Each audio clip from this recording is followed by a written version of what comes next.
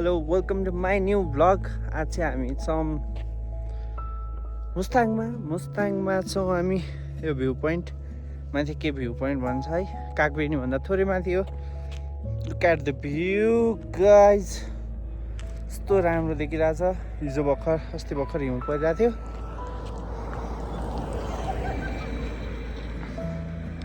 रमाइलो भइरहेछ। धेरै पछि मैले भ्लग पनि हाल्दैछु र भ्लगमा देखाउँदैछु मैले मुस्ताङ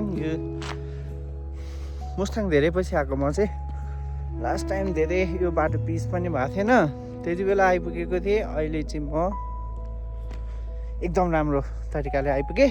बाटो एकदम बनेको रहेछ, एकदम दामी थियो बाटो। तल कागबेनीमा हामीले पूजा पनि गऱ्यौँ है। दाईहरू भाउजूहरू आउनु भएको छ, उहाँहरू चाहिँ उता हिउँ खेल्न जानुभएको छ। म भ्यू देखाउँछु है त।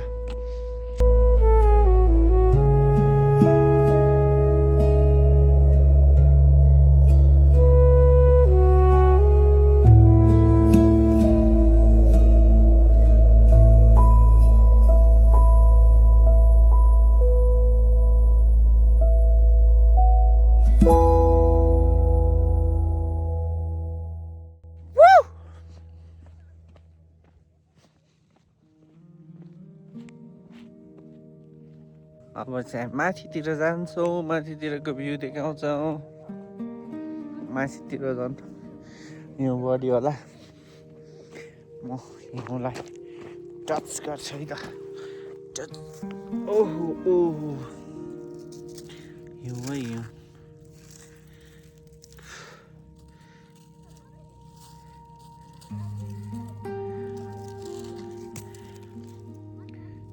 हिउँ खेल्न चाहनुहुन्छ भने मुस्ताङ आउनु होला। मुस्ताङमा हिजो हिउँ परेको थियो।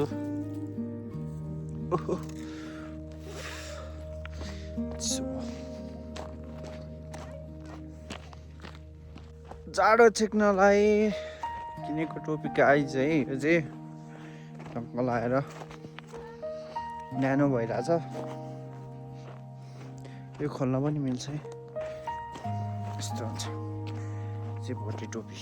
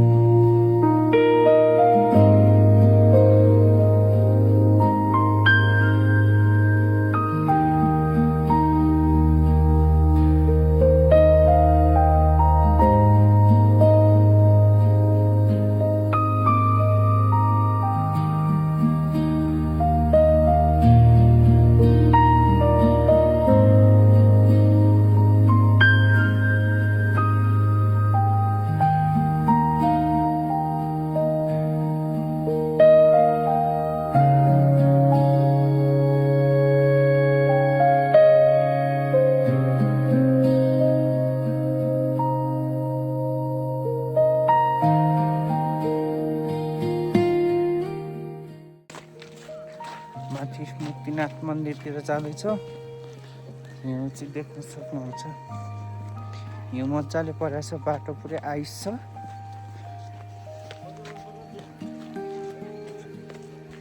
आइस चिप्लिन सक्छ यस्तो दामी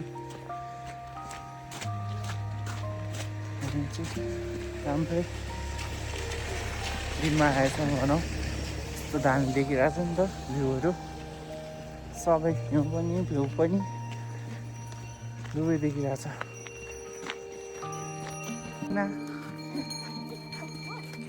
नियन सियाना चाहिँ पुरा हर्स राइड गर्दै डर लागेछ नियन सियाना डर लागेछ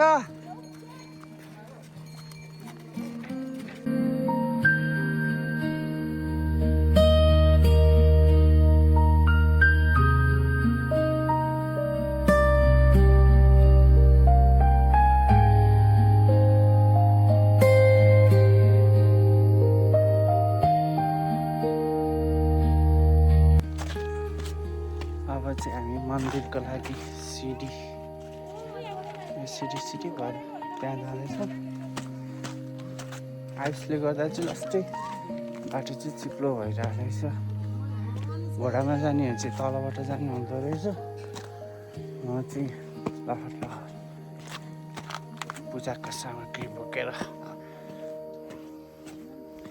भ्यू चाहिँ देख्न सक्नुहुन्छ यु क्यान सी यस्तो दामी देखिरहेछ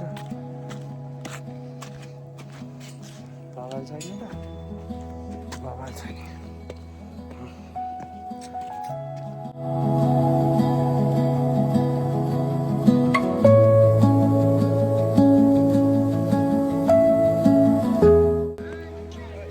स्नोले भरिएको मुक्तिनाथ यस्तो छ मन्दिर हेर्नु थियो आइपुग्न लाग्यो अनि चाहिँ मन्दिर दर्शन गर्दैछौँ मन्दिरको भ्यू